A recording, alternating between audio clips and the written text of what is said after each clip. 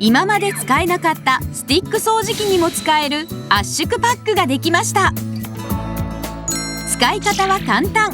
蓋を開けて新バルブに掃除機を当てるだけ。こんな形状のノズルにも対応。コードレスの少ない吸引力でも圧縮できます。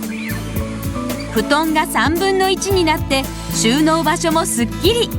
新発売スティック掃除機対応圧縮パックをぜひお試しください。